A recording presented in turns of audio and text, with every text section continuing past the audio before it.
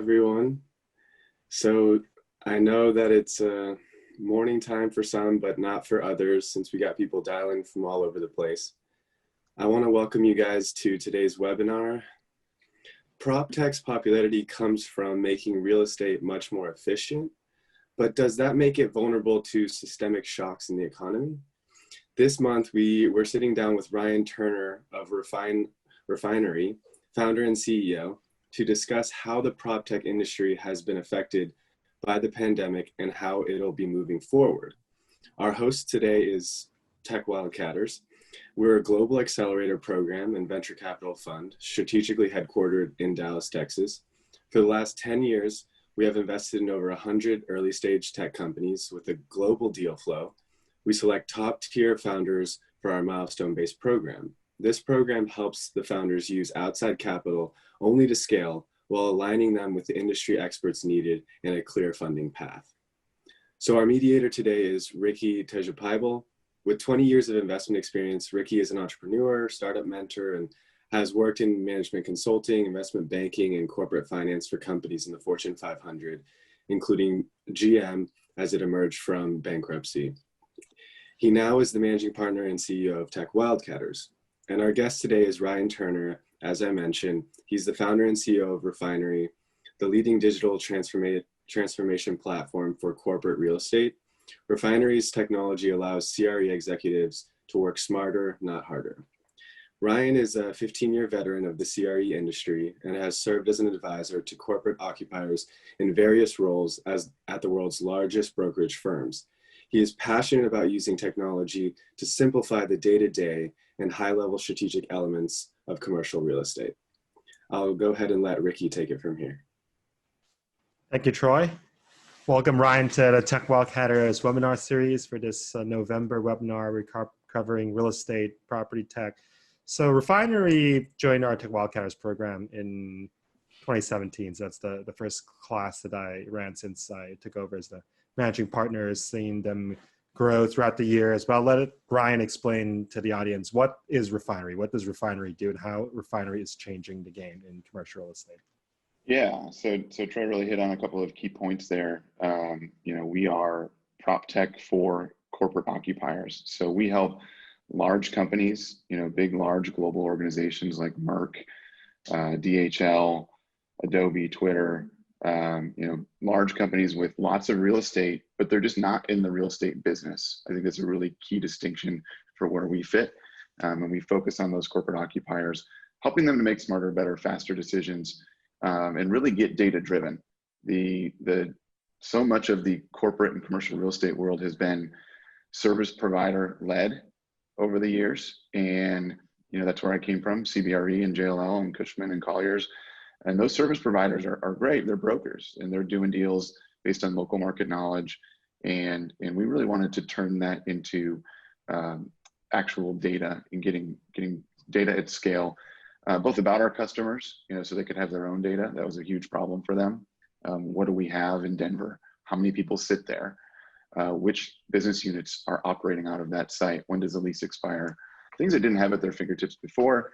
And then layering in market data, as well as now peer-to-peer benchmarking data, so that they can compare themselves against their cohorts and see where they've got risk and opportunity within their second biggest line item. I think it's really important to spend it, to say is that corporate real estate, commercial real estate, traditionally has been the second biggest line item for corporations behind their people.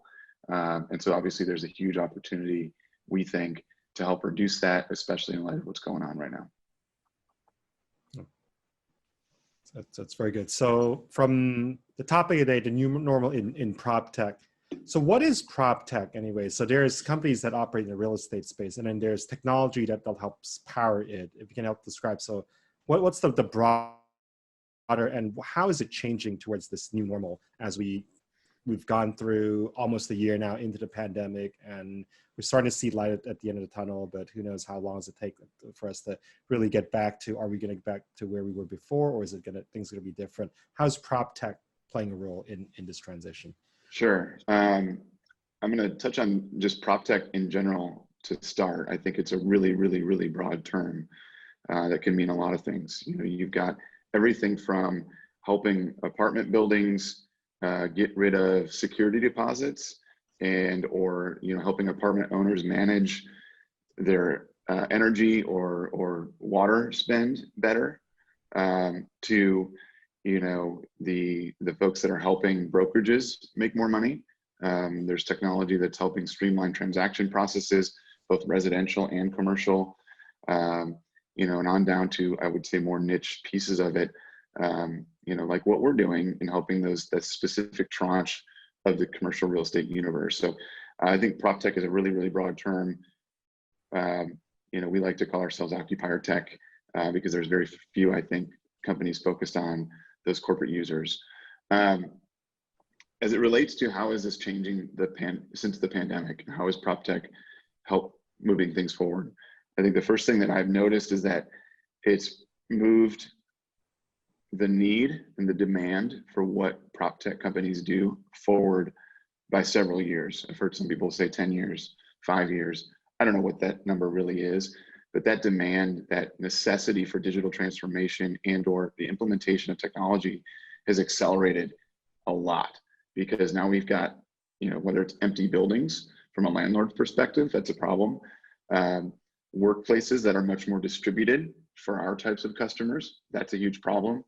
To, just the general safety of any building that's out there, whether it's residential or commercial. So really huge implications, and I'm happy to dive into specific examples. Yes.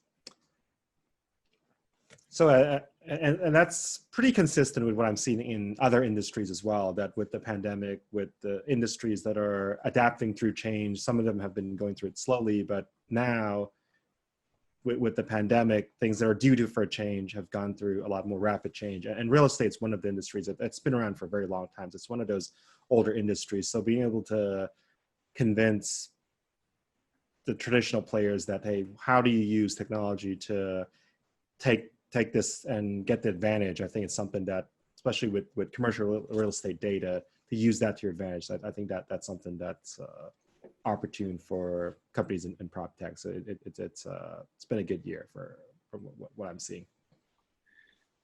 Yeah, absolutely. We've more than doubled our business since March of this year. There was the big pause, March, April, even into May, where everybody was not going to make a decision about anything. But then as we continued on, we started to see much more interest and much more demand for what it is that we do. And really people just, realizing they were trying to do more with less and had a lot more on their plate all of a sudden. And digital transformation, for that real estate function started to make a lot of sense, because we could get them there much faster than their spreadsheets and their broker model and all those other things that they've been traditionally using. Yes. So how do you really take advantage of the situation of the markets that now that your clients or potential clients know that there's demand or there's a need? How do you push that forward and really get them to sign up, get them to convert? Yeah, nothing's easy. There's still a huge education process that has to happen. This is still new. We're not replacing anything, and therefore category creation is a big challenge for anybody. And we've had to, I think really what we did starting in March is take a big look at our overall solutions that we provide and the different value props to the different personas or audiences within our customer group, and try to break them apart and say, let's focus on singular solutions, not our entire platform at once, because we didn't really think that companies were going to make wholesale change during, these with so much unknown out there. So we really focused on singular solutions, breaking on, first it was, how do we measure COVID's impact on our corporate real estate portfolio? Bringing in COVID infection data, when were states shutting down, layering that into a customer's portfolio so that they can understand which employees were being affected the most and where they really needed to prioritize their response. That was step one. We just had to be really nimble in shaping, pieces of our product, breaking them out, and defining the ROI for those individual solutions rather than the big broad, our platform saves you time and money. So we got really focused with that, and it was a big challenge. And I think the other thing that we learned is that PropTech still takes people.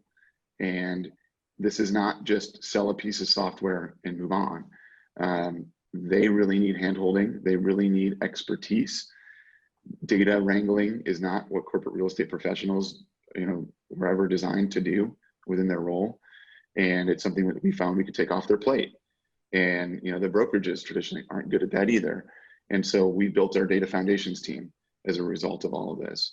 And, in the midst of all of this, we completed an acquisition of a company called BenchCore that gave us a really strong foundation for that data component of what we do and helping our customers get at their own data, where they were spending weeks and months trying to find data, make sure data was good and clean.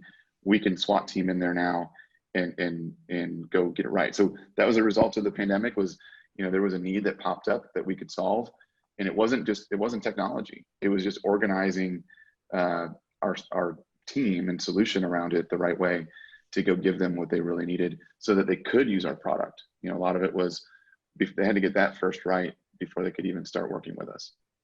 Yes, so that's actually my next question I had on my list is, so the acquisition of BenchCore, that took place at the beginning of the year. That's when pandemic and all that. So it's a bold move to actually expand while some of the other competitors might be retracting. How was the experience, especially on the integration side with a lot of teams a lot of people that they're working remotely and worry about a lot of other things, but actually integrating and really capitalizing on the acquisition, combining the platforms and really growing from there?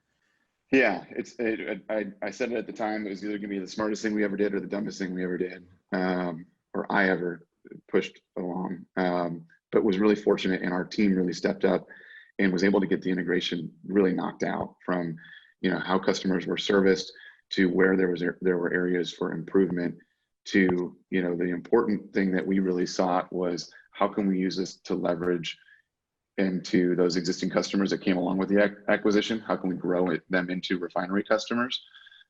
Because if they've got the BenchCore problem, they've probably got the RefineRE problem. The team has really responded and built great solutions all around that. And we've integrated all of that into both a customer process. We built a community.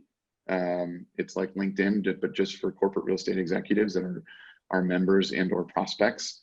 So we're really getting integrated with their problems. I think that was the biggest thing is I told the team that, we just need to be focused on being obsessed with their problems. And from there, we'll be able to figure out the solutions. If we get obsessed with our customers' problems, we can figure out those solutions. So that's what we did with the integration is we really ran it based on their problems. Are we streamlining? How are we making things easier? And then integrating the information, the data into now BenchCore 2.0 that's rolling out this month, which is a really huge improvement. Our customer council had just really good feedback on it last week. And we're really excited about, how this integration has taken place and where we're actually saving them time and money through our solutions.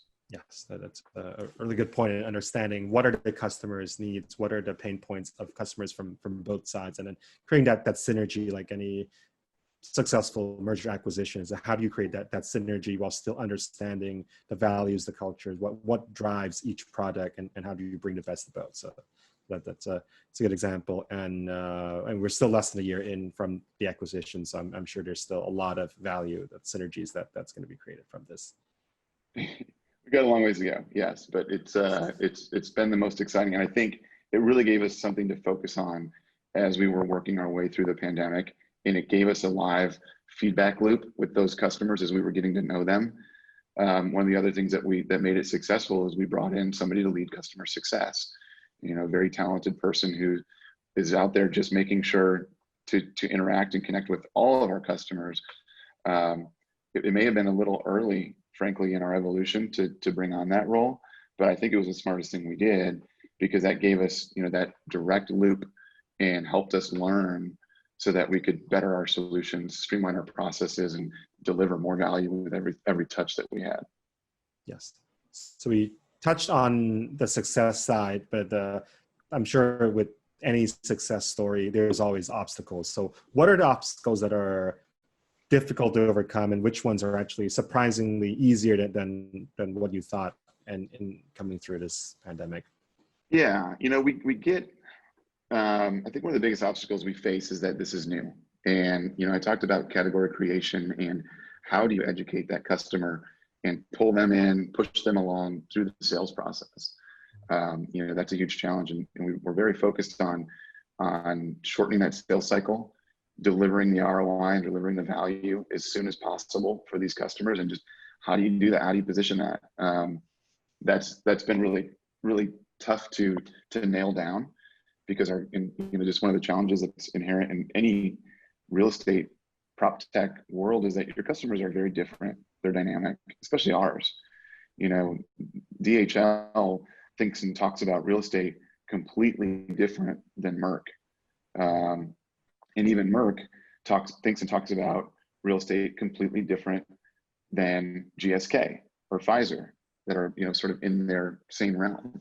So we have to adjust to that. It makes it a huge challenge. I think some of the things that have been a little easier is, you know, once we get the product in front of the customers, we generally only get positive feedback. You know, so that is the easy part, is the product is aligned with what the solution is that's needed. The difficulty is to get them off the dime and actually purchase, because it's a scary thing that they've never done before. They've never really bought SaaS in the real estate function. Yes, I was having to do all the demos online via Zoom, or in-person meetings, especially in real estate, where a real estate person like to go see the property, and having in-person meetings, something that's more common in the industry. And now with doing things remotely, that's another thing. Used to be, we'd go, you know, they said they were interested after the first, you know, look at the solution, and then if it was a big customer, we'd get on a plane and go see them. Obviously that's not happening right now.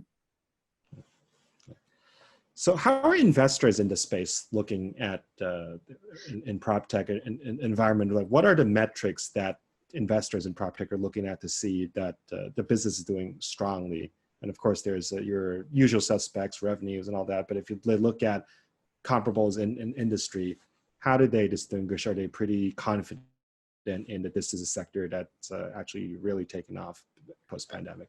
Yeah, I think it depends. I think you've definitely got some winners and losers in this space, you know, where I think the companies that really focused on, you know, building out technology solutions for the WeWorks and Regises of the world are maybe struggling, right? Because that growth and expansion has tamped down. I think companies that focused on the transaction process are probably struggling right now, because you know, there's not a lot of transactions, or transaction volume is way down. So I think for us, we tend to get lumped into the typical, you know, B2B enterprise SaaS metrics, MRR, you know, CAC to LTV, you know, magic number efficiency. All of those things are certainly things that our investors have looked hard at before, you know, doubling down.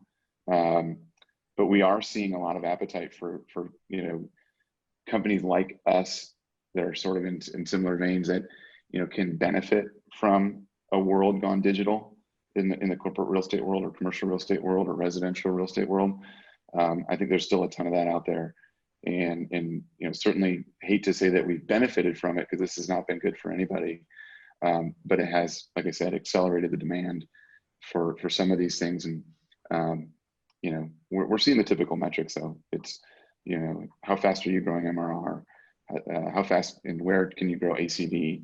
And then talking about the LTV to CAC and all of those other key B2B SaaS metrics. Yeah. And talking about the stage that the company is in this kind of late seed to Series A, do you feel that by being in that stage allows you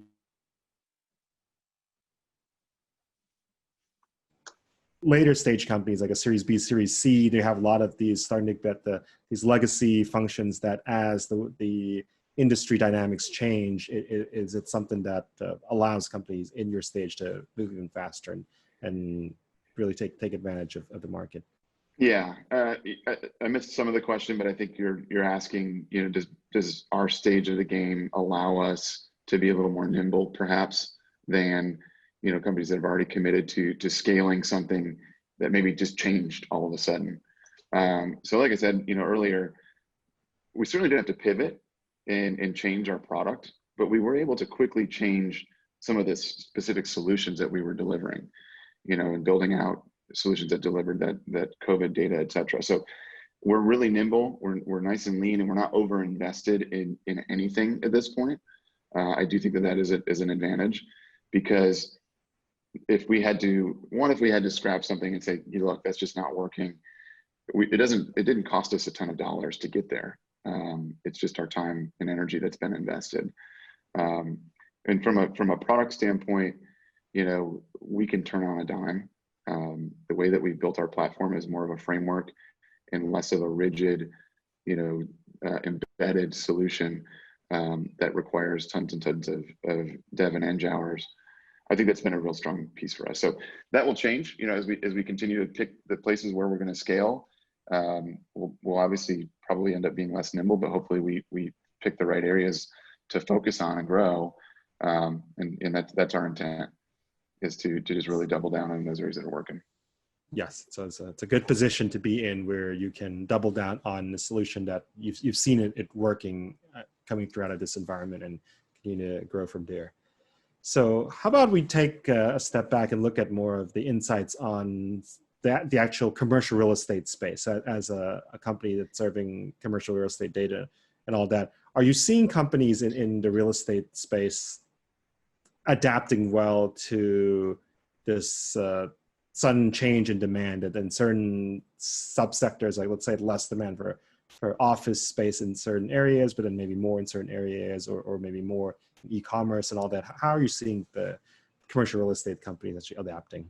Yeah, so I'll start with the demand side, because that's what we know best. And our customers are the demand side of office buildings, of warehouses, of lab space, of in some cases retail space, and certainly manufacturing and plants.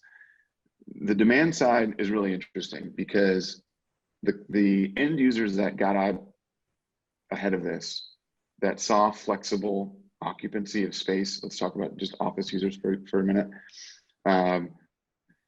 We have big companies that have moved to a flex first portfolio, meaning they've kind of said, if we can avoid it, we will not occupy traditional office space. We are going to partner with WeWork. We're going to partner with Regis. We're going to partner with those flexible space providers, and we're done with the traditional office lease. That's over.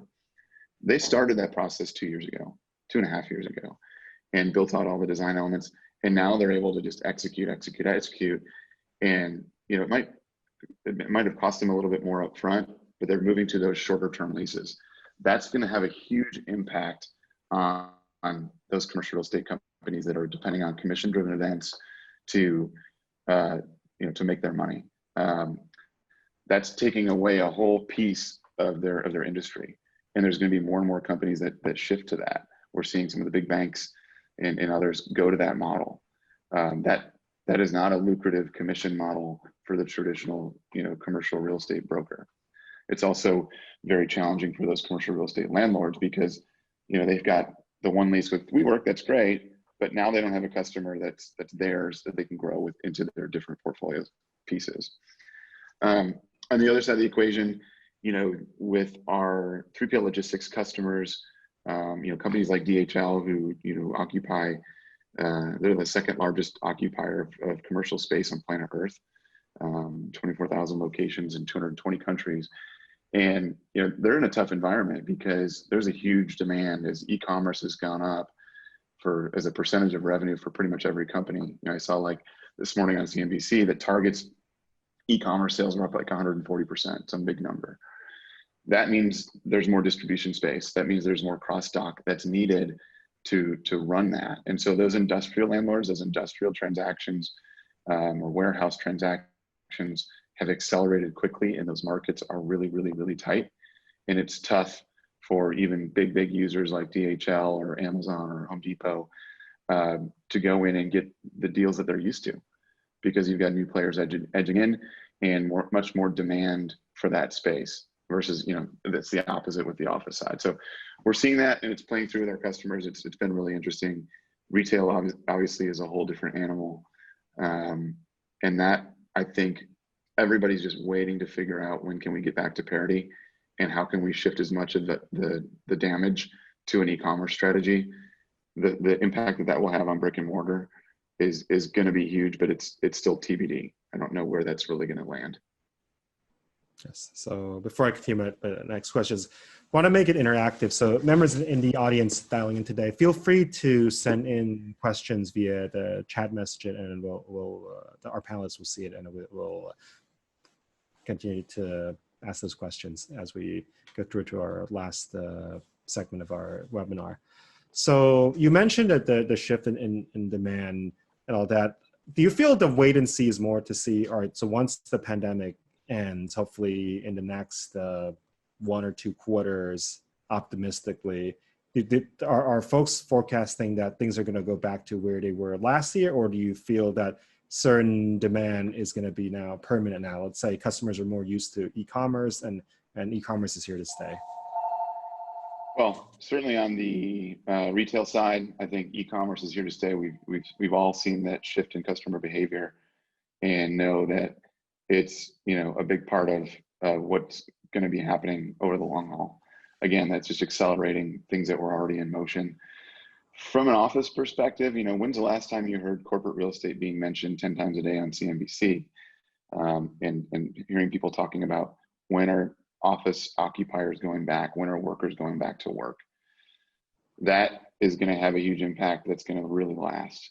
You know, we've developed solutions that help our customers evaluate, you know, their traditional office space, compare it against flexible office space, and compare it against, you know, their work from home.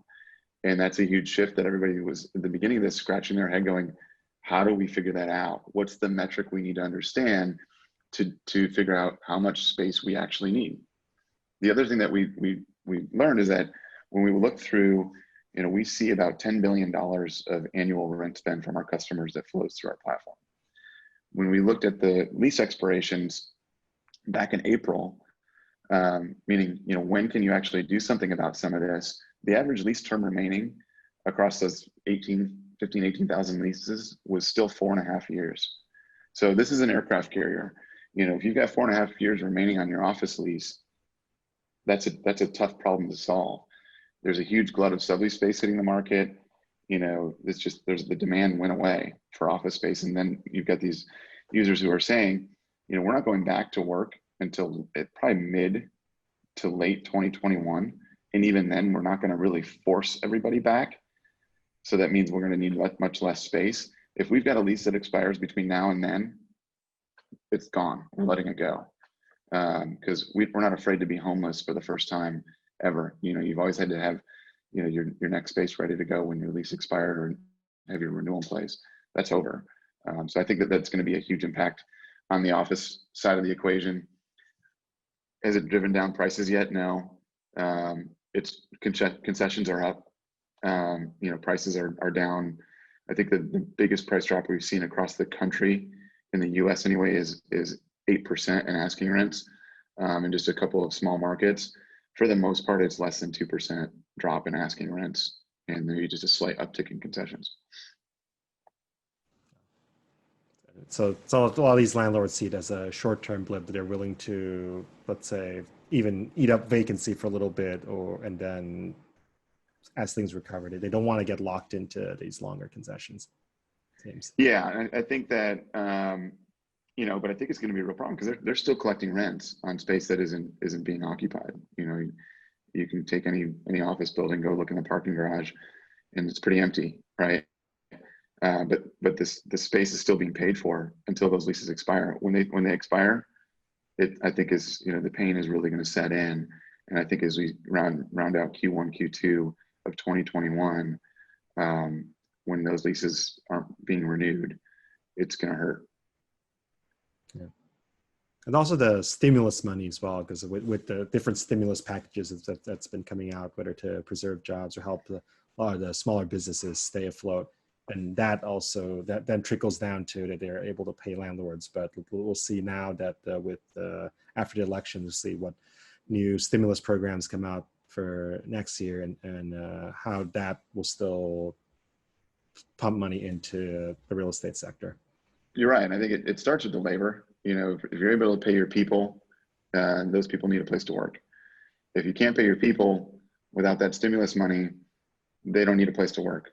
because you don't have them anymore. So that's an automatic reduction in footprint and how much demand you have for actual space, and that could mean, you know, across a variety of asset types.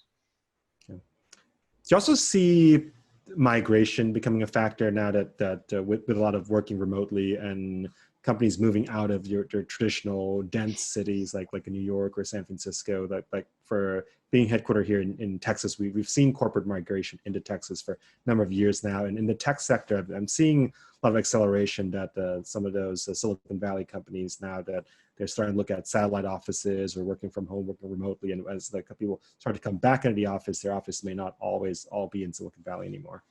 Yeah, well, I mean, what better time to evaluate that than now? And you're right, Texas has been a huge benefactor of all of this. So we're seeing that. It anecdotally, you hear about the engineers who used to work and live in San Francisco, who because of the pandemic left and are now sitting in on a dock in Austin. So we hear a lot of that. It hasn't affected what we're seeing because we see the occupancy and we see the utilization of our customers' space. It hasn't shifted where they're planting their flags necessarily yet. We're seeing the headquarters moves, but in terms of that, are we going to be shifting to more of a hub and spoke model where, maybe we've got a 5,000 square foot office in Manhattan instead of a 50,000 square foot office in Manhattan, and then a couple of satellite offices around the various suburbs? That hasn't really come into play yet. It's all under evaluation, and I think a part of the broader strategy that we're hoping to bring to the table. Yes. So with data, it'll be advantage for whoever has all these data as they make decision-making calls that how are they going to expand or not expand their footprint, or what geographic areas, as they also look into their total cost, whether it be because real estate, and then you're also looking at the cost of labor, cost of other operational costs and efficiencies as you look into it. So having the more data at your disposal will be advantage. You got it. And so, we talk to big corporations every day that will tell us, we don't know from a real estate perspective how many people are in that office or in any of our offices. We kind of know, but we don't really know. We don't have access to it in real time. And that's something that we bring to the table, is that actual utilization of their space so they can start to make those decisions. But that's really common. Yeah. The other thing I would mention is that it becomes it's a business problem much more than a real estate problem. Because if you think about those companies that are headquartered in San Francisco, and the way that they've traditionally won the war for talent is you go Google, you build a really cool space, you got the ping pong tables, you've got the food, you've got the better snacks, and that's how you get the better engineers. And our customers are scrambling right now because what do you do now? How do you win the war for talent if the culture of the company and the identity of the company is no longer the physical space that they operate in? That's a really, really tough challenge that we're going to see, and that this will really disrupt if people are going to really truly go remote. Yes, it's something that's pretty much once in a lifetime, hopefully, that we see changes like this, and whoever can adapt well will stay ahead. So as we come to the last section of our webinar, any advice that you have for fellow entrepreneurs, whether it be entrepreneurs in PropTech or even in other sectors as well, of how they should be approaching things as we look forward into 2021? I think I and we, our team, learned a lot at the outset of this. Don't panic. we had to slow down a little bit to speed up, and that's okay sometimes. I'm generally, the one saying we got to grow. And I've had some smart people saying, well, hang on, we got to slow down, really figure out what it is we're doing. Throwing more salespeople at this isn't going to solve the problem. Coming up with better processes and better product will. So let's go learn and listen to our customers before we just go full throttle and try to throw people at this from a sales perspective. So that's been a big takeaway.